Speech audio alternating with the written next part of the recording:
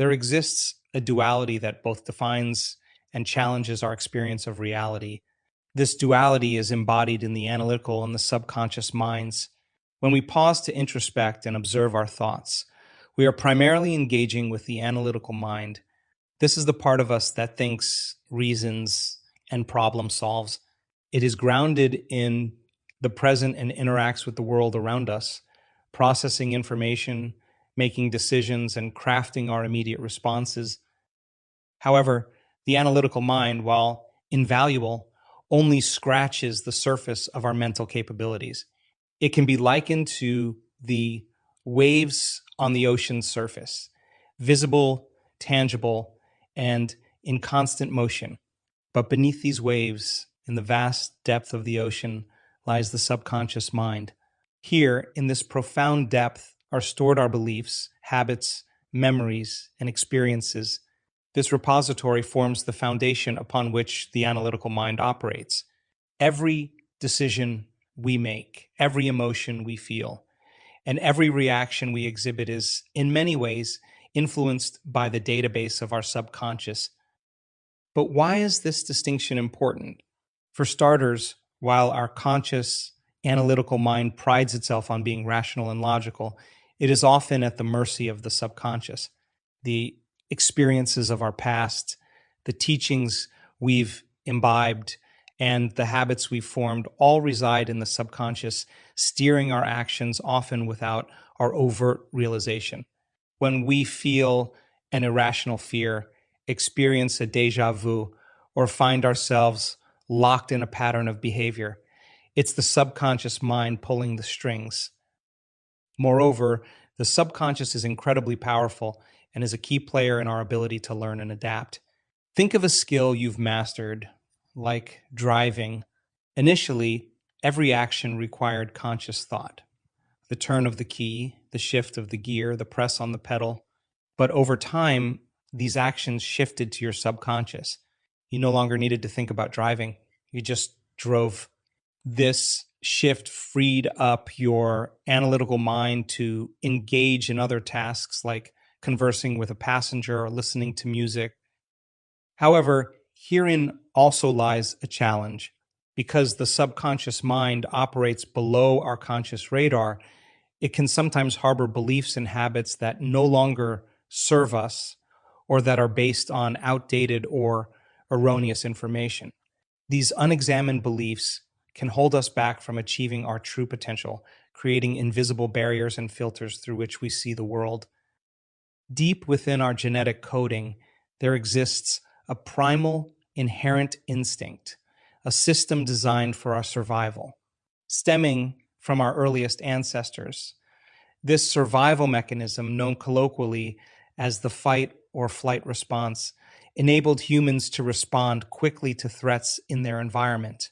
Whether faced with a predator or a natural calamity, our ancestors could instantly summon a burst of energy, heightened awareness, and razor-sharp focus.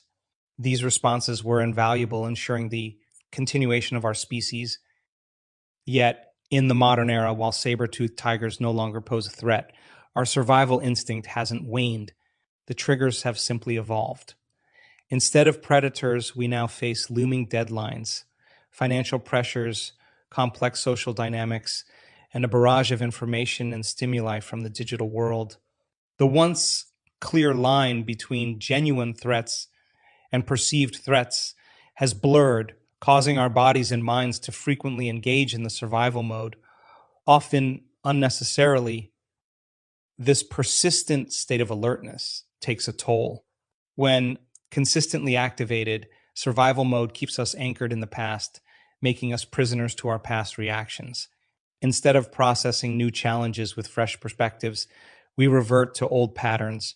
It's as if our brains are playing the same tune on repeat, regardless of the situation's demands. We become reactive beings, constantly on the defense, anticipating threats even in benign scenarios. Moreover, this hypervigilant state affects our physiology. Elevated cortisol levels, faster heart rates, tightened muscles, the bodily manifestations of stress become chronic states rather than temporary reactions. Over time, this takes a toll on our health, well-being, and quality of life. Living in a perpetual state of survival mode also narrows our vision. When we're constantly on alert, our focus becomes myopic, concentrated solely on immediate threats. This robs us of the ability to see the bigger picture, to dream, to plan, and to create. We become limited in our potential, operating only within known patterns and often missing out on opportunities that lie just outside our narrow field of view. Moreover, survival mode isolates us. The world becomes a battlefield where everyone and everything can be a potential threat. This viewpoint fosters a sense of separation and competition. Instead of seeing the interconnectedness of all things and the potential for collaboration, we erect walls, both metaphorically and literally, to protect ourselves. Yet, understanding our predisposition towards survival mode is not an exercise in despair. Instead, it offers a beacon of hope. Recognizing when we're operating from this space gives us a choice. We can choose to remain in this reactive state, or we can consciously work to shift our mindset to move from mere survival to a state of creation and connection. And in this choice lies our power and potential.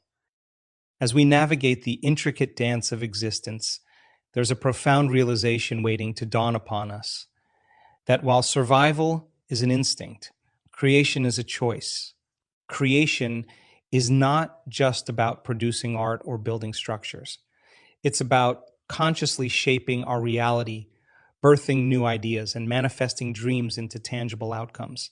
It's about embracing the present moment in its fullness, casting aside the shackles of past traumas and future anxieties, and engaging with life from a space of boundless potential. Each of us possesses the incredible ability to create our personal reality.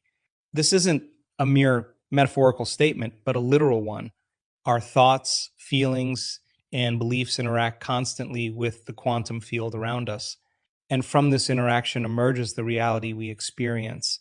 Think of it as tuning a radio. Our internal states select the frequency, and the external world responds with a matching broadcast. Now, this isn't about ignoring the challenges and adversities we face. It's about realizing that even amidst these challenges, we have the power to choose our response, to mold our perspective, and thus to influence the course of events. It's about understanding that we're not just passive observers of predetermined reality, but active participants in its unfolding. Furthermore, the act of creation extends far beyond the individual. It taps into the collective, into the shared dreams and aspirations of humanity. When we engage with the world from a space of creation, we resonate with others on similar frequencies. This forms a feedback loop where individual aspirations amplify collective intentions, and vice versa. In this synergy lies the potential for transformative global change. Visualization and emotion are the twin engines that power this creative process.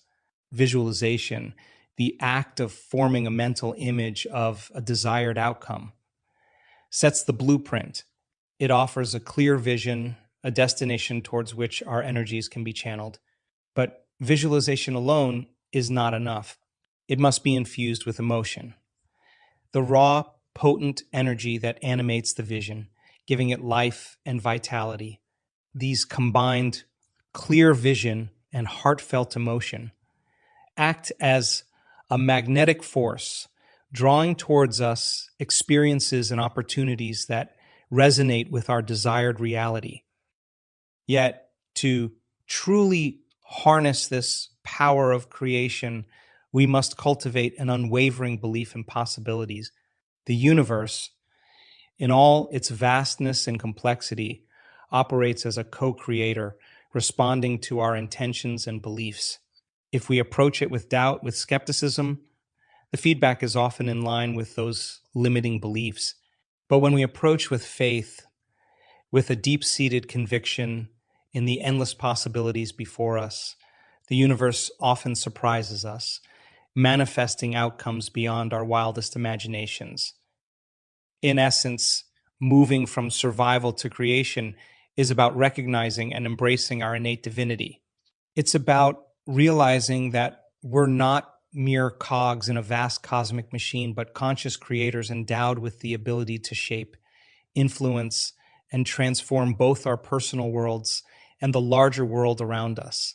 And in this realization, we find not just our power, but our purpose.